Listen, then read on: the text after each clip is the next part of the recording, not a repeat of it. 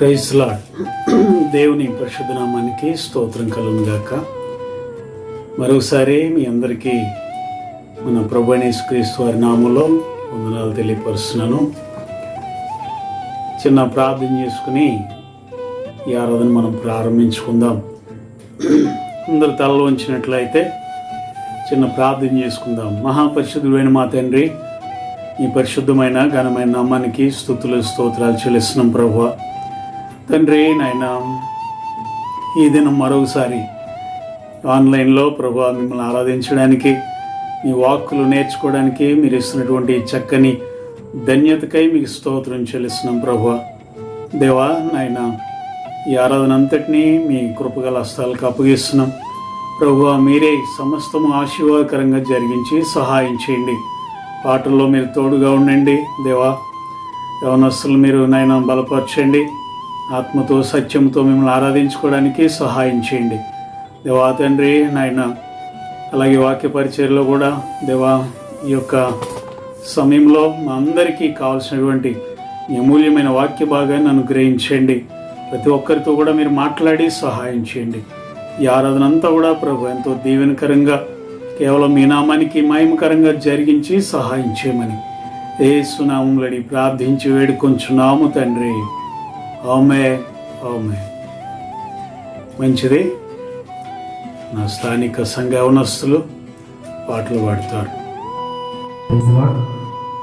ఇంకా శనివారం ఉపవాస కూడిక ఆరాధన పాల్గొన్న లైవ్లో పాల్గొన్న మీ అందరికీ ప్రభు యేసుక్రీస్తు నామములో శుభాలు తెలియజేస్తున్నాను. అలాగే ఈ రాత్రి కాల సమయంలో మన పాటలు పాడుకొని ప్రభు నామాన్ని కనపరుచుకున్నాం. స్తుతి గీతముల పాటలు పుస్తకండి. మొదటి పాట అడుగడుగున స్తుతించిన అనే పాట పాడుకొని ప్రభు నామాన్ని మహిమపరుచుకుందాం. హల్లెలూయా, హల్లెలూయా, హల్లెలూయా. అడుగడుగున స్తుతించనా, ఆరాధనతో సంతృప్తి పరచనా, ఆరాధనతో సంతృప్తి పరచనా, అడుగడుగున స్తుతించనా, ఆరాధనతో సంతృప్తి పరచనా, ఆరాధనతో సంతృప్తి పరచనా. ఏ సమయముకైనా నా స్థితి ఏదైనా, ఏ సమయముకైనా నా స్థితి ఏదైనా, అడుగడుగున స్తుతించనా, ఆరాధనతో సంతృప్తి పరచనా, ఆరాధనతో సంతృప్తి పరచనా. ఉదయముని నిద్రలేచినామయ్యా, రేయి పగలు కాపాడే యేసయ్యా. ఉదయముని నిద్రలేచినామయ్యా, రేయి పగలు కాపాడే యేసయ్యా. పని పాటలో తోడు ఉంటావయ్యా, పని పాటలో తోడు ఉంటావయ్యా.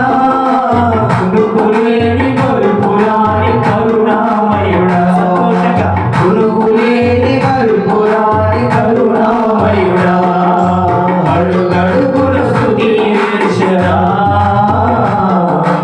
ఆరాధనతో సంతృప్తి పరచనా, ఆరాధనతో సంతృప్తి పరచనా. అన్నపానములు నాకు ఇచ్చావయ్యా, అవసరాలు నాకెన్నో తీర్చావయ్యా. అన్నపానములు నాకు ఇచ్చావయ్యా, అవసరాలు నాకెన్నో తీర్చావయ్యా. వ్యాధి బాధలందు సేద తీర్చావయ్యా, వ్యాధి బాధలందు సేద తీర్చావయ్యా. నీ రక్తమి స్వస్థపరచే ఔషధమయ్యా, నీ రక్తమి స్వస్థపరచే ఔషధమయ్యా. అడుగడుగున స్తుతించనా,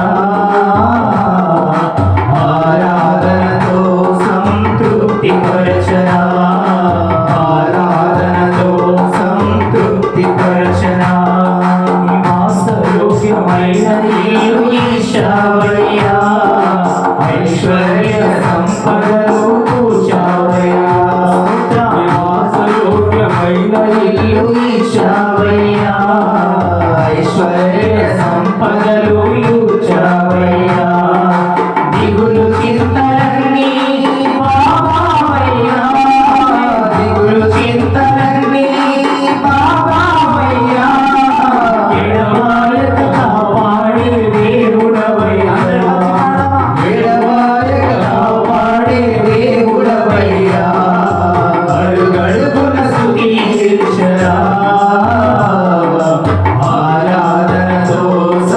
తృప్తి పరచనా ఆరాధనతో సంతృప్తి పరచనా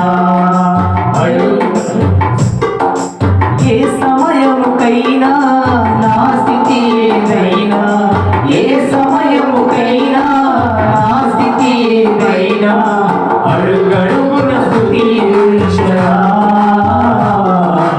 ఆరాధనతో సంతృప్తి పరచనా ఆరాధనతో సంతృప్తి పరచనా హల్లెలూయా హల్లెలూయా. నా ఆశల పల్లకి నీవే అనే పాట పాడి ప్రభునామాన్ని మహిమపరచుకుందాం. మేము పాడుచున్నాం, మీరు కూడా పాడి అక్కడ చప్పట్లు కొడుతూ ప్రభునామాన్ని కనపరచుకుందాం. హల్లెలూయా. స్తోత్రం స్తోత్రం స్తోత్రం. నా ఆశాని వైపే నా ధ్యాశాని వైపే దాహము తీర్చావని దాహము తీర్చావని యేసయ్యా యేసయ్యా యేసయ్యా నా ఆశనివయ్యా యేసయ్యా యేసయ్యా యేసయ్యా నా ఆశనివయ్యా నా ఆశల పల్లకి నీవే నా ఊహల ఊట నీవే నాలో ప్రతిధ్వనించే ప్రతి పదము నీవే నా ఆశల పల్లకి నీవే నా ఊహల ఊట నీవే నాలో ప్రతిధ్వనించే ప్రతి పదము నీవే యేసయ్యా యేసయ్యా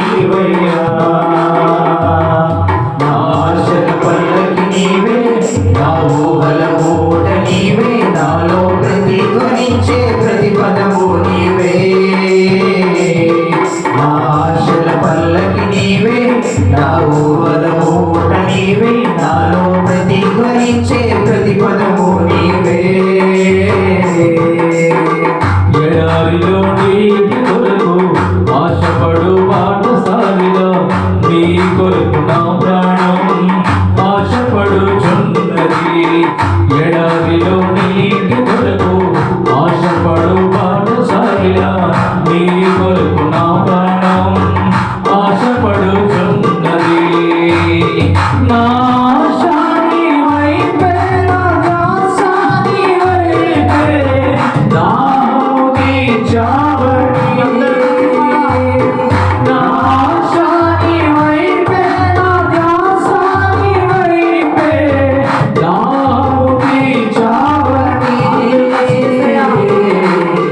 దాహము తీర్చావని యేసయ్యా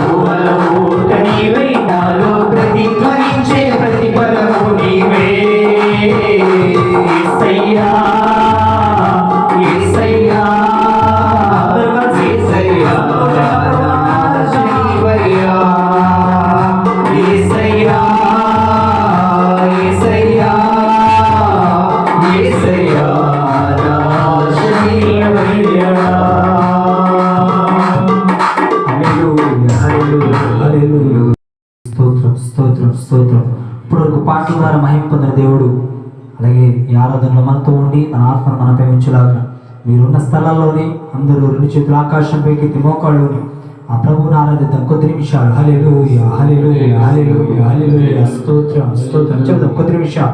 ఆ ఘనమైన దేవుడిని మనం స్తుతిస్తూ ఆరాధిస్తూ ఆయన నామాన్ని ఘనపరచుకుందాం. హల్లెలూయా. ఎక్కడైతే ఇద్దరు ముగ్గురు కూడి నా నామాన్ని స్మరిస్తారు ఇక రాత్రి కాల సమయంలో మనందరితో తన దాసులు ద్వారా మనందరితో సులువుగా తేటగా మాట్లాడాలి. ఒక నిమిషాలు ఆయన నామాన్ని ఘనపరచుకుందాం. హల్లెలూయా హల్లెలూయా. ఈ యొక్క భయంకర దినాల్లో కోడి తన రెక్కల చాటున తన బిడ్డలను భద్రపరుస్తూ మనందరినీ అట్రీతిగా భద్రపరుస్తున్న విధానం బట్టి దేవాలయానికి కృతజ్ఞత ఆశీర్వదించుదాం. హల్లెలూయా హల్లెలూయా హల్లెలూయా హల్లెలూయా.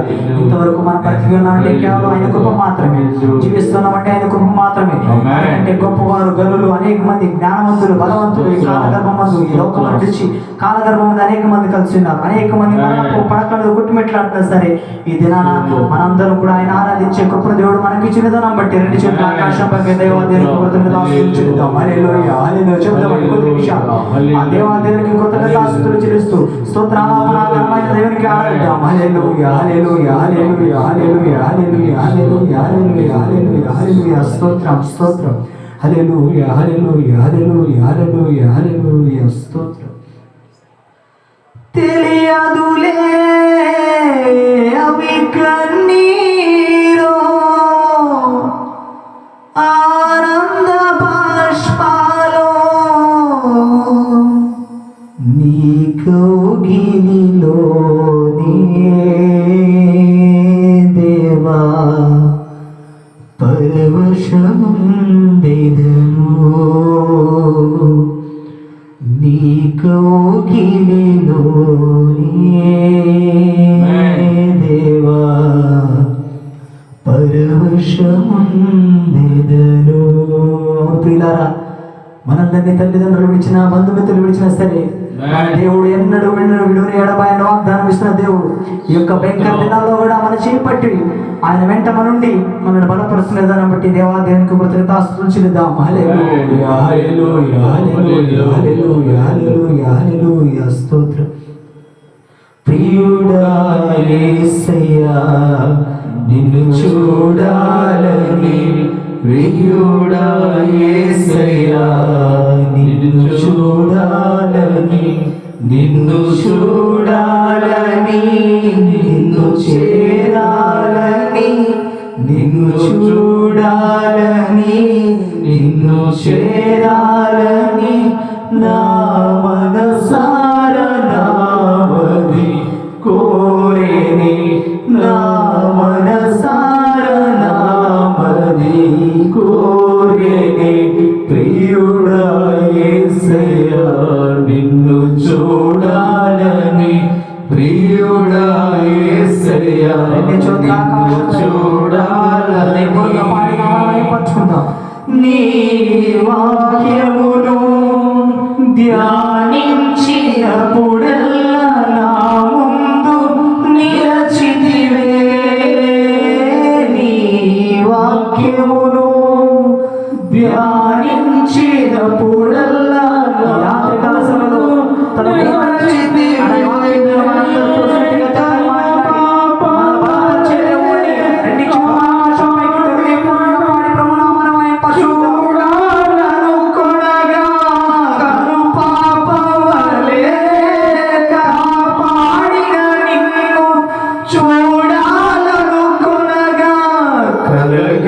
కనుగొంటినే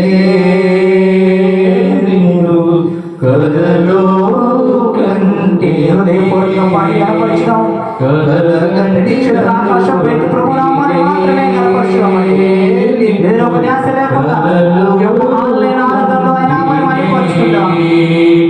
ప్రియుడా యేసయ్యా నిన్ను చూడాలని, ప్రియుడా యేసయ్యా నిన్ను చూడాలని, నిన్ను చూడాలని, నిన్ను చేరాలని, నిన్ను చూడాలని, నిన్ను చేరాలని నా మనసార నామది కోరేని, నా మనసార నామది కోరేని.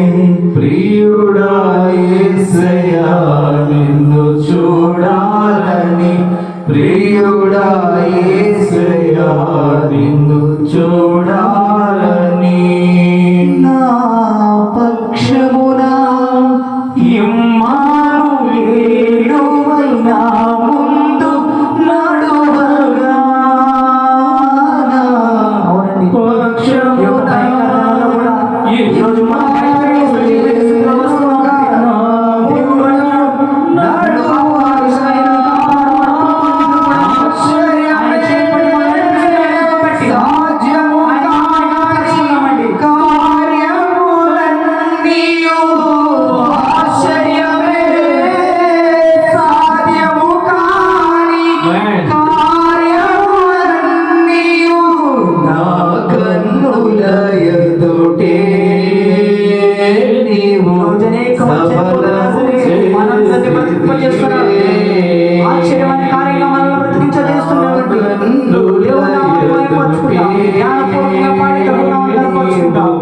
సఫలము చేసిదివే ప్రియుడా యేసయ్యా నిన్ను చూడాలని ప్రియుడా యేసయ్యా నిన్ను చూడాలని నిన్ను చూడాలని నిన్ను చేరాలని నిన్ను చూడాలని నిన్ను చేరాలని నా మనసారా నామది కోరేని నా మనసారా నామది కోరేని ప్రియుడా యేసయ్యా నిన్ను చూడాలని ప్రియుడా యేసయ్యా నిన్ను చూడాలని నా కన్నులతో సియోను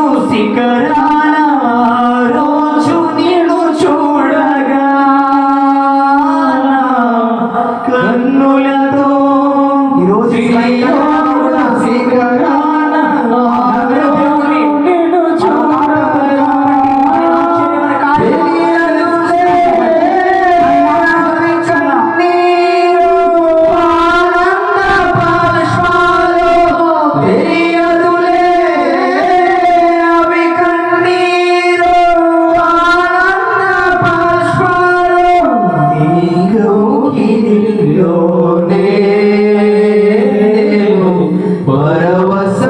పరవశముందెదను నీ కౌగిలిలోనే దేవా పరవశముందెదను నీ కౌగిలిలోనే నేను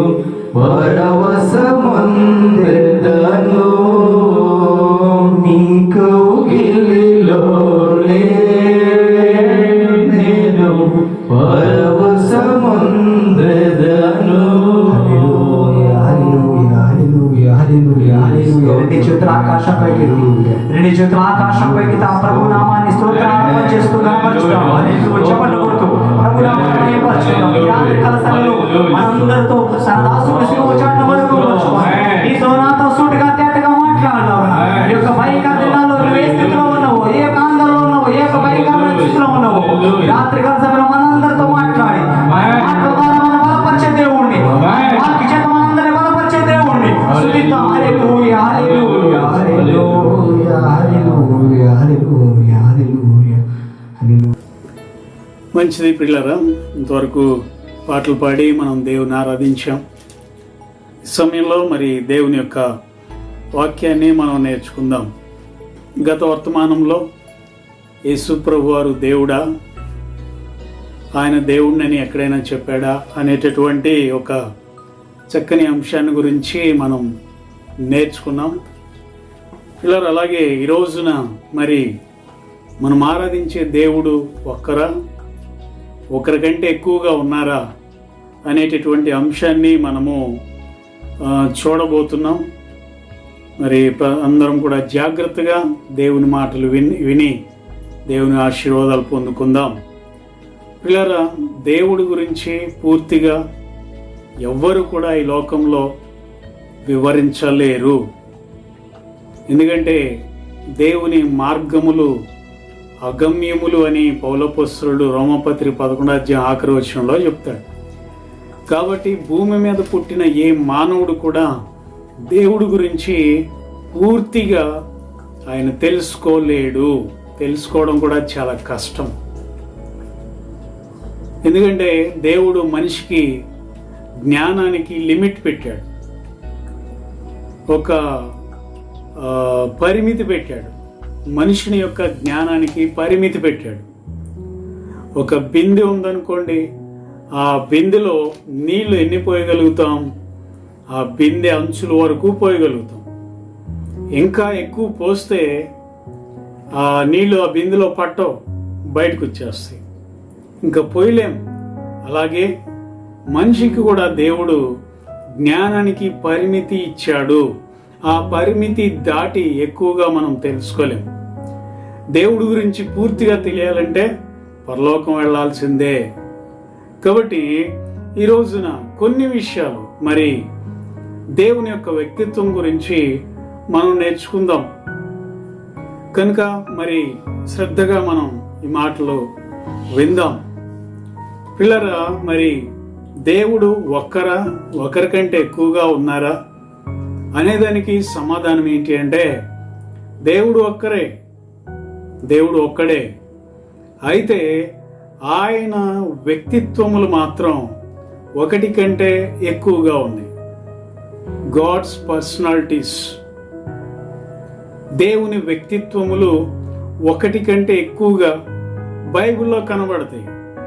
సో దాన్ని బట్టి మరి దేవుడు ఇద్దరుగా ఉన్నారని, లేదా దేవుడు ముగ్గురు వ్యక్తిత్వాలు కలిగి ఉన్నారని ఈరోజు అనేక మంది బైబిల్ పండితులు చెప్పగలుగుతున్నారు. కొంతమంది అయితే దేవుడు ఒక్కడే, ఇంకా వేరే వ్యక్తిత్వాలు ఏమీ లేవు అని యేసు ప్రభువుని నమ్మకుండా, పరిశుద్ధాత్మ దేవుని నమ్మకుండా ఇలాగన ఆరాధించే వాళ్ళు కూడా చాలా మంది క్రైస్తవ్యంలో ఉన్నారు. అయితే ఈరోజు వీళ్ళ కొన్ని విషయాలు మరి మనం చూస్తే దేవుడి గురించి అసలు బైబిల్ ఏం చెప్తుంది అని మనం చూసినప్పుడు ఆదికాండం 1వ అధ్యాయము 1వ వచనం మనందరికీ తెలిసిందే. మళ్ళొకసారి అది మనం చదువుకుందాం. ఆదికాండము 1వ అధ్యాయము 1వ వచనం. ఆదియందు దేవుడు భూమి ఆకాశములను సృజించెను. ఇక్కడ రాయబడిన మాట ఏంటంటే ఆదియందు దేవుడు భూమి ఆకాశములను సృజించెను. తెలుగు బైబిల్లో ఇది మనం చూస్తాం. అసలు బైబిల్ ఏ భాషలో రాయబడింది? హీబ్రూ భాషలో రాయబడింది. మొదటి భాష అదే, భూమి మీద మొట్టమొదటి భాష హీబ్రూ భాష. సో హీబ్రూ భాషలో ఏమని రాయబడిందంటే దాన్ని ఇంగ్లీష్లో చదివితే in the beginning created God's the heavens and the earth. మీకు అర్థం కావాలంటే హీబ్రూ లాంగ్వేజ్ కూడా ఉంది. మరి హీబ్రూలో ఇలాగున రాయబడింది. హెబ్రీ భాష ఎప్పుడు కూడా కుడి నుండి ఎడమకు చదవాలి. అక్కడ రాయబడిన మాట హీబ్రూ భాషలో చూడండి. హెబ్రీ అక్షరాలు కూడా ఇందులో ఉన్నాయి. హెబ్రీ అక్షరాలు కూడా ఉన్నాయి ఇందులో. దాని కింద ఇంగ్లీష్లో కూడా తర్జుమా ఉంది. అక్కడ రాయబడిన మాట ఏంటి అంటే హీబ్రూలో బ్రెషిత్ బారా ఎలోహిం ఎట్ హా షమైమ్ ఎట్ హా అర్షెద్. మనకేం అర్థం కాలేదు కదా. ఇంగ్లీష్లో నేను చదివేది ఏంటి, ఇదే మాట నేను చదివితే in the beginning God's created the heavens and the earth. హెబ్రీ భాషలో ఉన్న పదాన్ని ఇంగ్లీష్లో తర్జుమా చేస్తే ఆదియందు దేవుడు దైవములు. దేవుడు అనే చోట హెబ్రీ భాషలో దైవములు అని వచ్చింది. మరోసారి దేవుడు అనే మాట హెబ్రీ భాషలో దైవములు భూమి ఆకాశములను సృజించెను. పిల్లరా, ఎలోహిం అనేది బహువచనం. ఏల్ అంటే దేవుడు, ఏకవచనం. గబ్రియేల్, మికాయేల్, రఫాయేల్, ఇలా ఏల్ అనేది వస్తే అది ఏకవచనం అనమాట. ఎలోహిం అని వస్తే అది బహువచనము. కనుక హీబ్రూ బైబిల్లో రాయబడినటువంటి మాట ఏంటి అంటే, మరి ఆదియందు దైవములు భూమి ఆకాశములను సృజించెను, అది దాని యొక్క అర్థం. సో ఇక్కడ మరి ఇంకో మాట మనం చూస్తే ద్వితీయోపదేశకాండము 6వ అధ్యాయము 4వ వచనంలో ఎలా రాయబడి, ఇశ్రాయేలు వినుము, మన దేవుడైన యెహోవా అద్వితీయుడగు యెహోవా అని రాయబడి. మూల భాషలో హీబ్రూ భాషలో బైబిల్లో ఏం రాయబడింది అంటే, షేమ ఇజ్రాయెల్, యాహువే ఎలోహెను, యాహువే ఇక్కాద్. అంటే ఇంగ్లీష్లో దాన్ని చెప్పాలంటే, hear Israel, Yahweh our gods, Yahweh is one. ఇక్కాద్ అనే మాట యూనిటీ లేదా టు కలెక్ట్ అని అర్థం ఇస్తుంది. ECHAD అనే ఇంగ్లీష్లో రాయబడిన మాట హిబ్రూలో మరి ఈఖాద్ అని పిలువబడుతుంది. ఈఖాద్ అంటే యూనిటీ లేదా టు కలెక్ట్ అనేది తెలియజేస్తుంది. ఆ మాట కూడా హెబ్రీ భాషలో మీకు చూపిస్తాను, చూడండి. హెబ్రీ భాషలో ఈఖాద్ అనేటటువంటి మాట మనము చూస్తాం. ఈఖాద్ అనేది అది యూనిటీని సూచిస్తుంది అనమాట. కాబట్టి హెబ్రీ భాషలో రాయబడిన మాట ఏంటంటే, hear Israel, Yahweh our gods. ఎలోహేను అనేది బహువచనం అని మనం చూసాం. అవర్ గాడ్స్ సింగులర్గా ఉపయోగించబడింది ఇక్కడ. ఈజ్ వన్ అంటే యూనిటీ. కనుక ప్రియమైన దేవుని బిడ్డలారా, ఇలాగున దేవుడు అనే మాట హీబ్రూ బైబిల్లో బహువచనం ఉపయోగించబడింది. దైవములు. ఈ యొక్క మాట హీబ్రూ భాషలో 2500 సార్లు రాయబడింది. దేవుడు ఏకవచనం అనేది 250 సార్లు రాయబడింది. వింటున్నారండి? 2500 సార్లు ఈ బహువచనం ఉపయోగించబడింది ఎలోహిం హీబ్రూలో. సో కాబట్టి దేవుడు అనేది దైవములు అని మనం చూస్తున్నాం. అందుకే బైబిల్లో కొన్ని మాటలు మనం చూస్తే, పిల్లరా, దేవుడు కూడా ఆయన ఉపయోగించినటువంటి పదము ఏంటి అని మనం చూస్తే, ఆదికాండం 1వ అధ్యాయము 26వ వచనంలో ఒక చక్కని మాట ఉంది. ఏమనంటే, ఆదికాండం 1వ అధ్యాయము 26వ వచనంలో, దేవుడు మన స్వరూపమందు మన పోలిక చొప్పున నరులను చేయదము. మన పోలిక చొప్పున. రెండవదిగా ఆదికాండం 3వ అధ్యాయం 22వ వచనంలో ఉంది, మంచి చెడ్డలు ఎరుగునట్లు నరుడు మనలో ఒక్కని వంటి వాడాయను. ఎవరు మనలో ఒకడంటే దేవదూతలు అనుకుందామా? కాదు. దేవదూతలు మన స్వరూపంలో లేరు, వాళ్ళు దేవుని స్వరూపంలో లేరు, వాళ్ళు రెక్కలు కలిగి ఉన్నారు. దేవుడు మనిషిని సృజించేటప్పుడు దేవదూతలను సంప్రదించాల్సిన అవసరం లేదు. ఆయన అంటున్నాడు, మనలో ఒకని వంటి వాడాయను. అలాగే మన పోలికలో నరుని చేద్దాము. తర్వాత మనం చూస్తే 11వ అధ్యాయం 7వ వచనంలో, మనము దిగిపోయి వారి భాషను తారుమారు చేద్దాం, వారు కట్టిన గోపురాన్ని చూద్దాం, మనము దిగిపోయి అనే మాట మనం చూస్తున్నాం. తర్వాత యెషయా గ్రంథం 6వ అధ్యాయం 8వ వచనంలో మనం చూస్తే, మా నిమిత్తము ఎవడు పోవును, మా నిమిత్తము ఎవడు పోవును అన్నప్పుడు యెషయా భక్తుడు అన్నాడు, నేనున్నాను, నన్ను పంపుము. ఇలాగ ప్రియులారా, దేవుడే ఆయన స్వయంగా బహువచనం ఉపయోగించినట్లుగా మనం చూస్తున్నాం. ప్రస్తుత కాలంలో ఉన్న గొప్ప దైవజనులో ఒక దైవజనుడు ఎడ్వర్డ్ విలియమ్స్ కుంటం గారు, మనందరూ తెలుసు. ఆయన దేవుడి గురించి ఒక చక్కని ఉదాహరణ చెప్పాడు. ఏంటి అంటే, ఈ సృష్టి లేనప్పుడు దేవుడు ఒక్కడే ఉన్నాడు, దేవదూతలు కూడా లేనప్పుడు దేవుడు ఒక్కడే ఉన్నాడు. అయితే దేవుడు ఒక్కడే ఉంటే వేరొకరు ఎవరు లేకుండా ఉన్నప్పుడు మాట్లాడే దేవుడు కదా ఆయన. ఎవరితో మాట్లాడి ఉంటాడు? వినే దేవుడు కదా, ఎవరు చెప్తే విని ఉంటాడు ఆయన. ఆయన చూసే దేవుడు కదా, ఎవరిని చూశాడు ఆయన. ఆయన ప్రేమించే దేవుడు కదా, ఎవరిని ప్రేమించాడు ఆయన. దేవుల్లో ఇన్ని లక్షణాలు ఉన్నాయి. కానీ దేవుడు ఒక్కడే అయినప్పుడు ఎవరితో మాట్లాడాడు, ఎవరితో ప్రణాళిక వేశాడు, ఎవరితో ఆయన ప్లాన్ చేశాడు. కనుక దేవుడు ఒక్కడే, కానీ ఒకటి కంటే ఎక్కువగా ఉన్న వ్యక్తిత్వాలు మనం బైబిల్లో చూడగలం. ఇప్పుడు నేను ఒక్కడే ఉన్నాను, ఇక్కడ ఎవరు లేరనుకోండి ఈ గదిలో, నేను మాట్లాడాలి. ఎవరితో మాట్లాడతాను? మాట్లాడకపోతే నాకు మాటలు రావు. ఎవరు చెప్తే వినాలి నేను?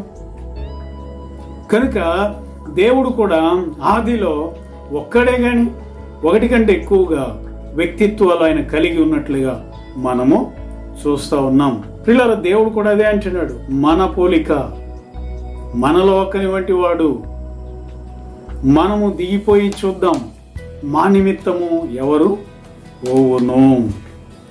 ఇదే కాదు, ఇంకా మనము కొన్ని విషయాలు బైబిల్లో నుండి మనం తప్పకుండా నేర్చుకోవచ్చు. ఏంటి అంటే, నిర్గమకాండం 23వ అధ్యాయము 20వ వచనాన్ని మనం చూస్తే అక్కడ ఒక మాట రాయబడింది. నిర్గమకాండం 23వ అధ్యాయము 20వ వచనం, ఇదిగో త్రోవలో నిన్ను కాపాడి నేను సిద్ధపరిచిన చోటుకు నిన్ను రప్పించుటకు ఒక దూతను నీకు ముందుగా పంపుచున్నాను. ఆయన సన్నిధిని జాగ్రత్తగా ఉండండి. ఆయన మాట వినాలి. ఆయనకు కోపము రేపవద్దు. మీ అతిక్రమములు ఆయన పరిహరింపాడు. నా నామం ఆయనకుంది. ఎవరైనా దూత అని చెప్తున్నాడు దేవుడు. ఎవరా దూత? దేవదూత అందామా? దేవదూత అయితే పాపములు పరిహరించే అధికారం వారికి ఎందుకు ఉంటుంది? ఆయన సన్నిధిని జాగ్రత్తగా ఉండవలను. ఆయన కోపం రేపవద్దు. మీ పాపాలు పరిహరింపడు అని దేవుడు చెప్తున్నాడు. ఎవరు పాపాలు పరిహరించేది? దేవుడు మాత్రమే. దేవదూతలకు లేదా ఆ యొక్క అధికారం. కనుక పరలోకమందున్న దేవుడు మోషేతో మాట్లాడుతున్నాడు, నా దూత మీకు ముందుగా వెళ్తాడు, ఆయన సన్నిధిలో మీరు జాగ్రత్తగా ఉండండి. నా నామము ఆయనకున్నది, నా నామం ఆయనకున్నది.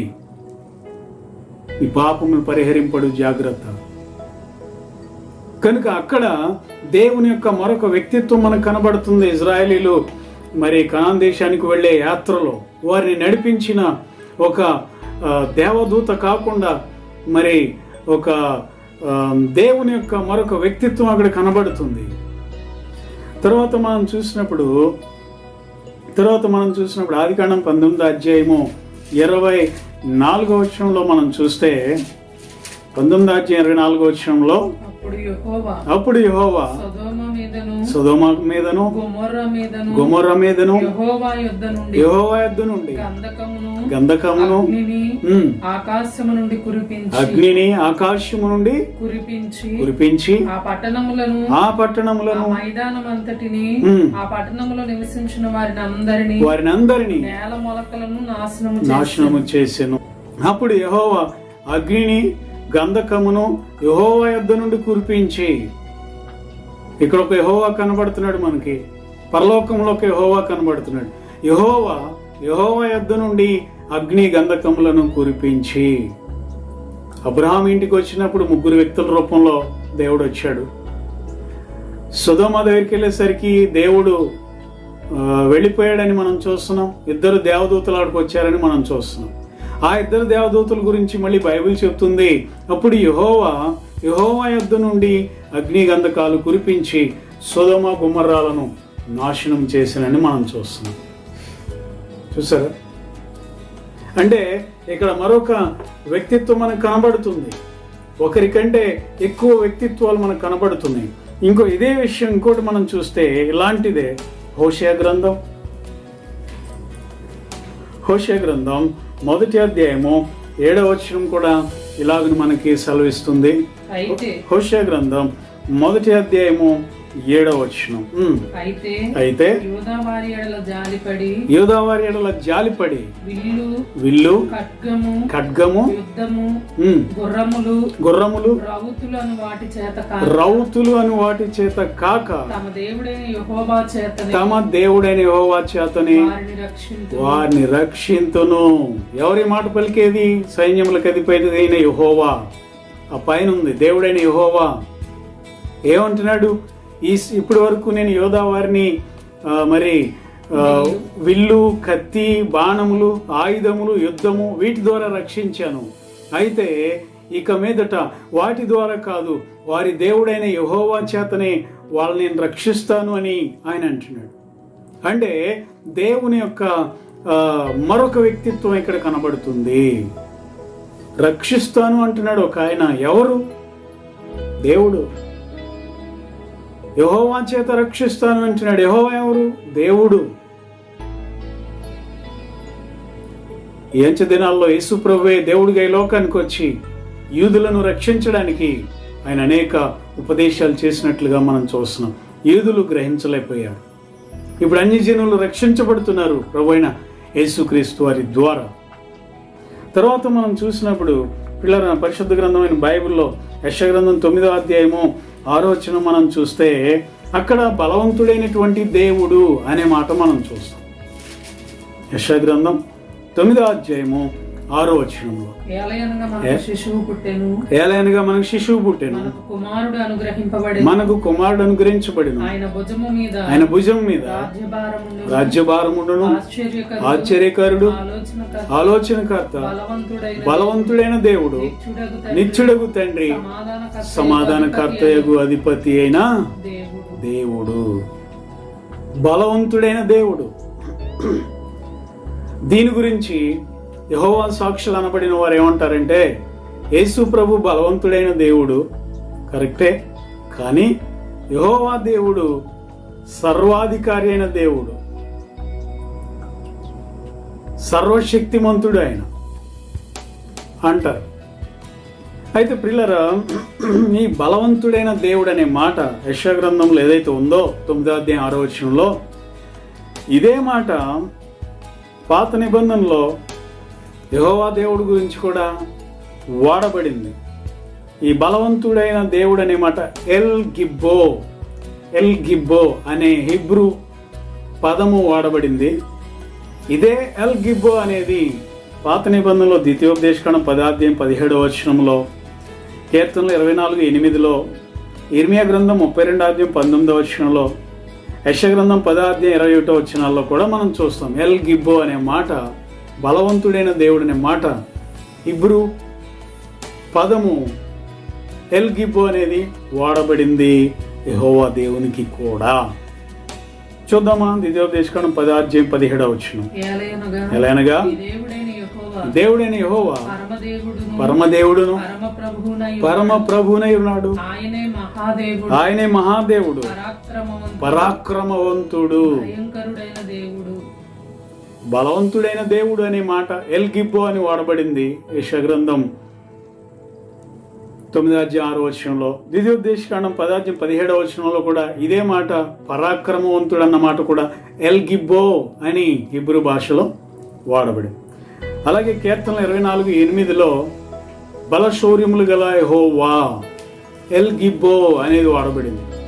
తెలుగులో రకరకాల తర్జుమాలు మనం చూస్తున్నాం. హిబ్రూ భాషలో, మూల భాష అయినటువంటి హిబ్రూ భాషలో ఎల్ గిబ్బో అనేది వాడబడింది.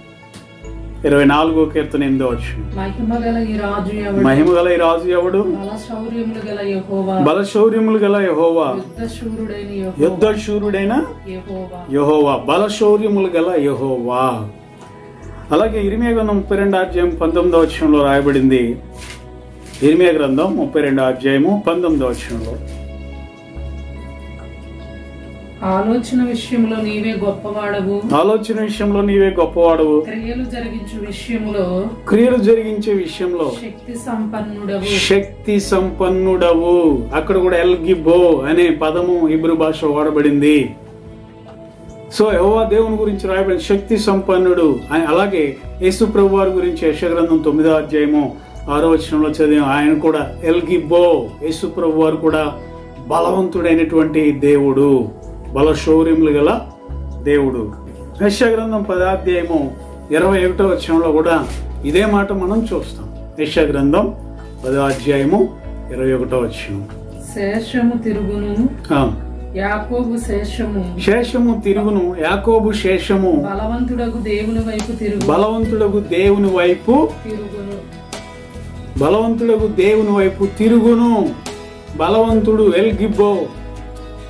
పిల్లల కనుక యేసు ప్రభు వారు మరి బలవంతుడైన దేవుడు అని రాయబడింది బైబిల్లో. పరలోకమందు ఒక దేవుడు ఉన్నాడు, ఇదిగో మనకు ఒక శిశువు పుట్టెను అని భూమి మీద మరొక దేవుని యొక్క వ్యక్తిత్వాన్ని గురించి మనం చూస్తున్నాం. మరోసారి చెప్తున్నాను, ఇద్దరు దేవుళ్ళు అనట్లేదు నేను. దేవుడు ఒక్కడే, కానీ ఆయన పర్సనాలిటీ, ఆయన వ్యక్తిత్వము ఒక్కటి కంటే ఎక్కువగా మనకు కనబడుతుంది. ముగ్గురు వ్యక్తిత్వాలు మనం చూస్తాం, అది తర్వాత వచ్చే వర్తమానంలో మనం నేర్చుకుందాం. త్రియేక దేవుడు అనడానికి బైబిల్లో ఆధారాలు ఉన్నాయనేది కూడా తర్వాత మనం చూద్దాం. ఈరోజు మనం చూసేది ఏంటంటే దేవుడు ఒకరికంటే ఎక్కువగా ఉన్నారు. దేవుడు ఒక్కడే, కానీ ఆయన వ్యక్తిత్వాలు ఒకటి కంటే ఎక్కువగా మనకు కనబడతా ఉన్నాయి. అలాగే ఇంకా మనం చూస్తే పిల్లరా, మరి యెషయా గ్రంథం 40వ అధ్యాయము 3వ వచనం మనం చూస్తే అక్కడ ఒక మాట రాయబడింది. యెషయా గ్రంథం 40వ అధ్యాయము 3వ వచనం. ఆలకించుడి అడవిలో ఒకడు ప్రకటించుచున్నాడు. ఎట్లనగా అరణ్యములో యెహోవాకు మార్గము సిద్ధపరచుడి.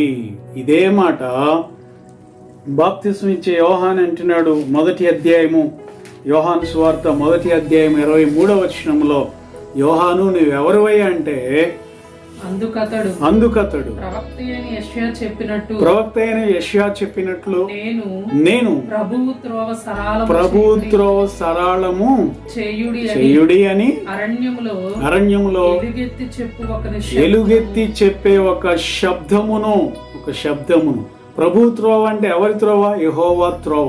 యెషయా గ్రంథంలో మనం చదివాం.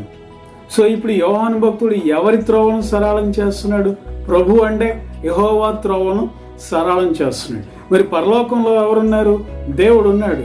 మరి యోహాను భక్తుడు త్రోవ సరళం చేసినప్పుడు ఎవరి త్రోవ సరళం చేశాడు? ప్రభు త్రోవ. అంటే ప్రభు దిగి వచ్చాడు. మరి ప్రభు భూమి మీద ఉన్నప్పుడు పరలోకంలో ఎవరున్నారు? దేవుడు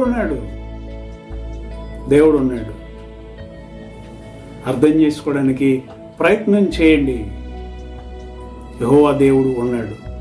యేసు ప్రభు వారు ఈ లోకానికి మానవునిగా వచ్చాడు. మరొక దేవుని వ్యక్తిత్వం, ఆయన వ్యక్తిత్వం చూసారు. కనుక ఇంకా మనం చూస్తే మరి కీర్తన గ్రంథంలో దావీదు భక్తుడు అంటున్నాడు. మరి 110వ కీర్తన 1వ వచనంలో దావీదు భక్తుడు అంటున్నాడు, ప్రభు నా ప్రభుతో సెలవిచ్చిన వాక్కు. ఎవరా ప్రభువులు?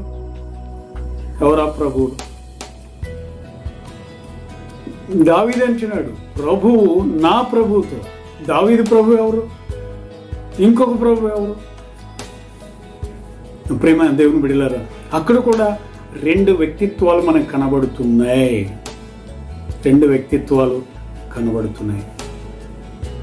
ఇంకా చెప్పాలంటే మరి క్రొత్త నిబంధన గ్రంథంలో యోహాను భక్తుడు స్వార్థ రాస్తూ చక్కని మాట అన్నాడు. ఏమనంటే, ఆది యందు వాక్యం ఉండెను, వాక్యము దేవుని యొద్ద ఉండెను, ఆ వాక్యమే దేవుడై ఉండెను. మరేంటి ఇద్దరు దేవుళ్ళ? ఏంటి దీని గురించి మనం చూస్తే, ప్రియమైన దేవుని బిడ్డలారా, మరి ఇది క్రొత్త నిబంధన గ్రీకు భాషలో రాయబడింది. గ్రీకు భాషలో ఏమనుంది అని మనం చూస్తే, హో లోగోస్ ఎన్ ప్రోస్ దో థియోస్ కై థియోస్ ఎన్ హో లోగోస్. ఇంగ్లీష్లో the word was with the God and God was the word. The అనే డెఫినెట్ వర్డ్ వాడబడింది గ్రీక్ భాషలో. గ్రీక్ భాష మీకు చూపిస్తాను. గ్రీక్ భాష ఎలా ఉంది పిల్లరా? గ్రీక్ భాష మరొకసారి చదివితే ఇది ఎడమ నుండి కుడికి చదివేది. హిబ్రూ భాష అయితే కుడి నుండి ఎడమకి రాస్తారు, చదువుతారు. గ్రీక్ భాష అయితే కుడి నుండి ఎడమకు చదివేది. రాయబడింది ఏంటంటే, the word was with the God and God was the word. Word అనేదానికి ది ఉపయోగించబడింది, గాడ్ అనేదానికి ది ఉపయోగించబడింది. ది అనేది డెఫినెట్ వర్డ్గా వేటికి ఉపయోగిస్తారంటే, సృష్టిలో అది ఒక్కటి ఉంటేనే దానికి ఉపయోగిస్తారు. ఉదాహరణకి ద సన్, సూర్యుడు ఒక్కడే, ఇంకా వేరే సూర్యుడు లేడు. ద మూన్, చంద్రుడు ఒక్కడే. ద స్కై, ఆకాశము. ది ఎర్త్, భూమి ఒక్కటే. కనుక అలాగే ఇక్కడ రాయబడినటువంటి లోగోస్ అనే మాట ఇంగ్లీష్లో వర్డ్, లోగోస్ అనే మాటకి ది అని వాడబడింది. వాక్యము అంటే ఆ వాక్యము ఒక్కరిదే, ఆ స్వరం వేరే ఇంకెవరిది కాదు, దేవుడిది. మళ్ళీ దేవుడు కూడా the God, the word was with the God. The God అంటే దేవుడు ఒక్కడే, డెఫినిట్ వర్డ్, ఇంకో వేరే దేవుడు లేడు అని అర్థం. సో కనుక ఈ వాక్యము దేవుడై ఉండెను, వాక్యము దేవుని యొద్ద ఉండెను అంటే మరొక వ్యక్తిత్వాన్ని మనం ఇక్కడ చూస్తున్నాం. దేవుని యొక్క వ్యక్తిత్వం ఒకరికంటే ఎక్కువగా ఉన్నారు. ఈ మాట గురించి మరి బైబిల్ పండితులు చాలామంది ఉన్నారు, వాళ్ళు కూడా దీన్ని కన్ఫర్మ్ చేశారు. ఏమనంటే, దేవుడు ఒక్కడే, కానీ మరొక వ్యక్తిత్వం ఈ భూమి మీదకి వచ్చింది. ఆ వాక్యమే శరీరధారి అయి మనుషుల మధ్యలో నివసించాను, కృపాసత్య సంపూర్ణుడిగా మన మధ్యలో నివసించనని యోహాన్ భక్తుడు తెలియపరుస్తున్నాడు. మరి బైబిల్ స్కాలర్స్ ఉన్నారు, వాళ్ళలో ఒక ఆయన ప్రసిద్ధి చెందినటువంటి ఒక పండితుడు, ఆయన పేరు హిపోలైటస్. ఎవరు హిపోలైటస్ అంటే, యోహాను గారి యొక్క శిష్యుడు. ఆయన పేరు మరి పాలికార్ప్. పాలికార్ప్ యొక్క శిష్యుడు యురేనస్. యురేనస్ యొక్క శిష్యుడు ఈ హిపోలైటస్. ఈ హిపోలైటస్ అనబడినటువంటి ఈ పండితుడు ఏం చెప్పాడంటే, మరి యోహాను భక్తుడు ఆది యందు వాక్యం ఉండెను, వాక్యము దేవుని యొద్ద ఉండెను, వాక్యమే దేవుడై ఉండేనని చెప్తున్నాడు. కాబట్టి దేవుడు ఇద్దరని చెబుదామా? కాదు, దేవుడు ఒక్కడే. అయితే ఈ దేవుడు అనబడింది the second person. I speak of 2 persons but not 2 gods. 2 వ్యక్తిత్వములు, మరొక వ్యక్తిత్వము. ప్రియమైన దేవుని బిడ్డలారా, కనుక ఇలాగున దేవుడు ఒక్కరికంటే కూడా ఎక్కువగా మనకి ఆయన కనబడుతున్నారు. ఆది యందు వాక్యం ఉండెను, వాక్యము దేవుని యొద్ద ఉండెను, ఆ వాక్యమే దేవుడై ఉండెను, ఆ వాక్యమే కృపాసత్య సంపూర్ణుడిగా మన మధ్యలో నివసించాడు. ఆయనే ప్రభువైన యేసుక్రీస్తు వారు. కనుక ప్రియులారా, దేవుడు ఒకరికంటే ఎక్కువ వ్యక్తిత్వములు కలిగిన వాడుగా మనకు ఆయన కనబడుతూ ఉన్నాడు. కనుక ఇది మనం అర్థం చేసుకుంటే వేరే వేరే విధాలైన ఆలోచనలు దేవుడికి వ్యతిరేకంగా మనకి రావు. దేవుడు ఒక్కడే నిజమే, కానీ ఆయన ఒకరికంటే ఎక్కువగా వ్యక్తిత్వములు ఆయన కలిగి ఉన్నాడు. అది ఇద్దరా ముగ్గురా అనేది మరొక వర్తమానంలో మరొక బైబిల్ స్టడీలో మనం నేర్చుకుందాం. కనుక ప్రియులారా, ఇప్పుడు చదివినటువంటి లేఖన భాగాల్లో దేవుడు మరి ఒకరికంటే ఎక్కువ వ్యక్తిత్వాలు కలిగినట్లుగా మనం చూస్తున్నాం. మరొక మాట మనం చూద్దాం. పాత నిబంధనలో దానియేలు గ్రంథం 7వ అధ్యాయము 9వ వచనం నుండి త్వరగా మనం కొన్ని మాటలు చదువుదాం. ఇంకా సింహాసనములను వేయుట చూచి తిని మహావృద్ధుడొకడు కూర్చుండెను. ఆయన వస్త్రము హిమము వలె ధవళముగాను, ఆయన తల వెంట్రుకలు శుద్ధమైన గొర్రెబొచ్చు వలె తెల్లగాను ఉండెను. ఆయన సింహాసనము అగ్ని జ్వాలల వలె మండుచుండెను. దాని చక్రములు అగ్ని వలె ఉండెను. అగ్ని వంటి ప్రవాహము ఆయన యొద్ద నుండి ప్రవహించుచుండెను. వేవేల కొలది ఆయనకు పరిచారకులు ఉండిరి. కోట్ల కొలది మనుషులు ఆయన ఎదుట నిలిచిరి. తీర్పు తీర్చుటకై గ్రంథములు తెరవబడెను. తరువాత అదైన తర్వాత 13వ వచనాన్ని మనం చదువుదాం. రాత్రి కలిగిన దర్శనములను నేనింకా చూచుచుండగా ఆకాశ మేఘారూఢుడై మనుష్య కుమారుని పోలిన ఒకడు వచ్చి ఆ మహావృద్ధుడగు అని సన్నిధిని ప్రవేశించి ఆయన సముఖమునకు తేబడెను. సకల జనులను రాష్ట్రములను ఆయా భాషలు మాట్లాడువారును ఆయనను సేవించున్నట్లు ప్రభుత్వమును మహిమయు ఆధిపత్యమును ఆయనకి ఇయ్యబడెను. ఆయన ప్రభుత్వము శాశ్వతమైనది, అది ఎన్నటికి తొలగిపోదు. ఆయన రాజ్యము ఎప్పుడునూ లయము కాదు. మహావృద్ధుడగు అని మనం చూస్తున్నాము దానియేలు గారి యొక్క దర్శనంలో.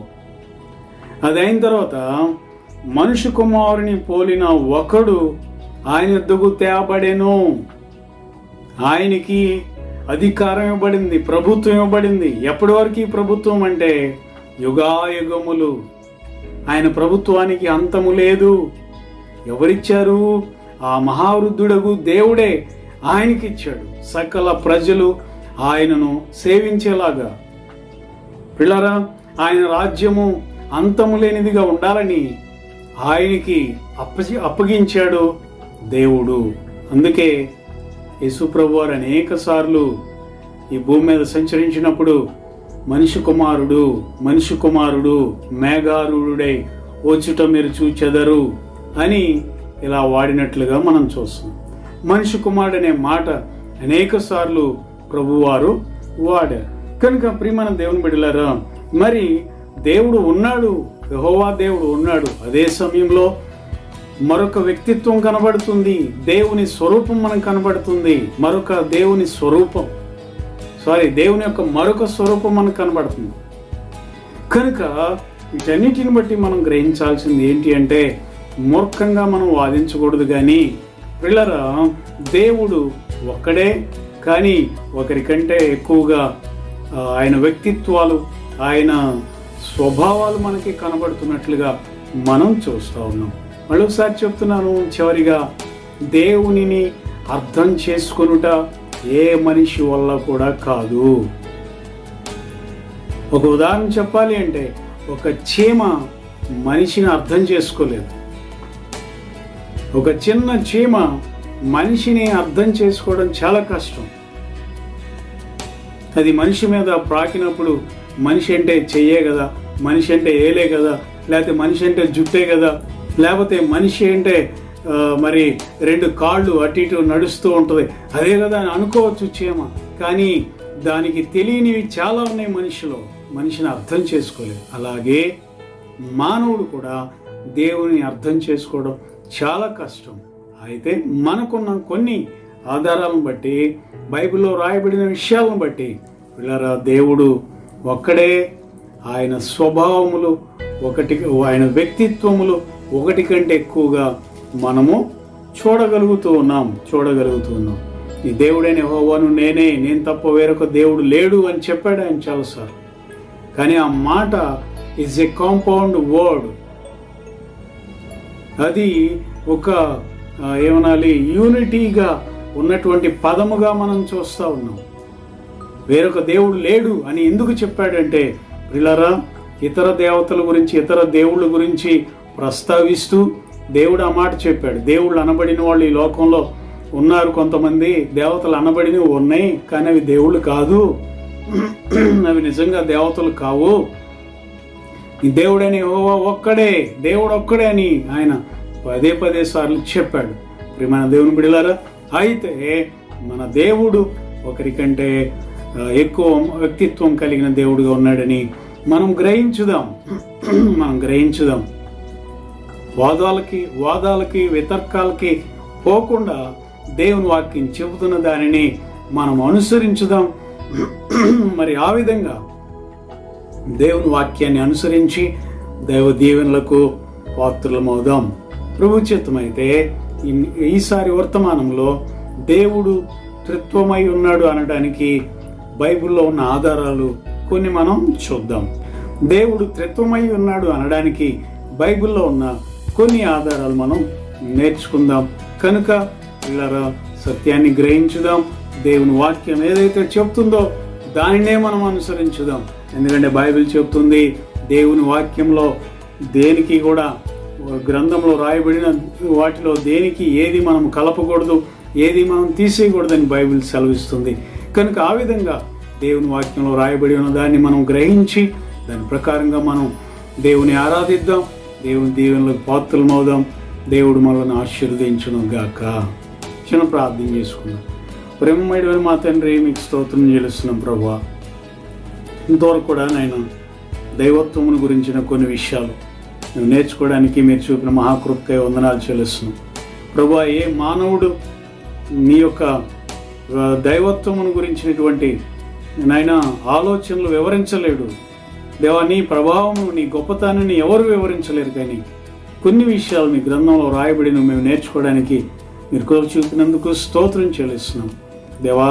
ఆ వాక్య ప్రకారంగా మేము మిమ్మల్ని ఆరాధించేవారుగా ఉండడానికి మీరు సహాయం చేయండి దేవా. వితర్కాలకు, వాదాలకు మేము వెళ్లకుండా దేవా, మీ వాక్యాన్ని మేము ఉన్నది ఉన్నట్టుగా చదివి దాని ప్రకారంగా నడుచుకునే కృప మా అందరికీ మీరు దయచేయమని మా ప్రభువైన యేసుక్రీస్తు వారి నామంలో ప్రార్థించి వేడుకొంచున్నాము తండ్రి. ఆమేన్. తండ్రి అయిన దేవుని ప్రేమ, ప్రభువైన యేసుక్రీస్తు వారి కృప, పరిశుద్ధాత్మ దేవుని అన్యోన్య సహవాసం మనందరికీ తోడైండి నడిపించును గాక. ఆమేన్. ఆమేన్. అందరికీ వందనాలు.